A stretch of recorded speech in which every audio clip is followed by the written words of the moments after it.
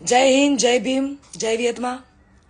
હું લોકગાયક કાજલ મહેરિયા. ઘણા સમયથી ચર્ચાનો મુદ્દો જે વાત મારા પારિવારિક હતી, ઘરની વાત હતી, એટલે ઘરમાં જ રહે એવી ભાવનાથી તમારી સમક્ષ ક્યારે રજૂઆત નથી કરી, પરંતુ આજે હદનો છેડો પાર થઈ ગયો હોય એવું મને લાગે છે.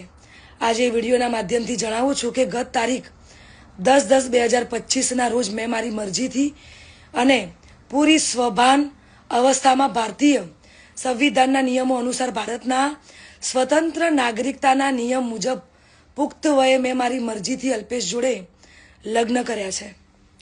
ના કોઈ ધાકધમકી કે ના કોઈ દબાણથી કર્યા છે. અલ્પેશ અને મારું પોતાનું રિલેશન છેલ્લા 1.5 વર્ષથી હતું. આ વાતની જાણ મારા પરિવારને મેં કરેલી, પરંતુ એમની રાજીપો ના હોવાથી મેં મારી જાતે મારું ભવિષ્ય, મારી જિંદગી મહત્વપૂર્ણ નિર્ણયમાં મેં મારી જાતે લીધો છે.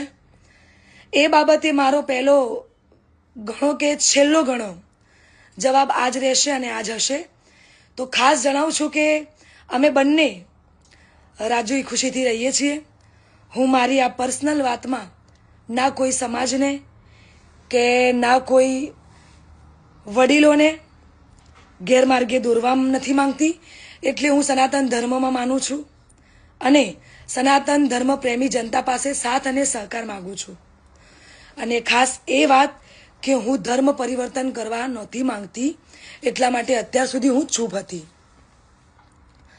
આ નિર્ણય પર અડગ રહી છું એનું કારણ કે હું સનાતની છું અને મારા પરિવાર દ્વારા અલ્પેશ અને મારા પર જે આક્ષેપો નાખવામાં આવ્યા છે, અલગ અલગ ધમકીઓ, મારી નાખવાની, ઉપાડી દેવાની, આ બધી ધમકીને અને ખાસ કે મારા સાસરે એટલે કે શેરથા જઈને જેમ તેમ બોલી અને ધમકીને આપી બધી વાહિયાત વાતોથી કંટાળીને તમને બધાને વિડીયો દ્વારા જણાવું છું.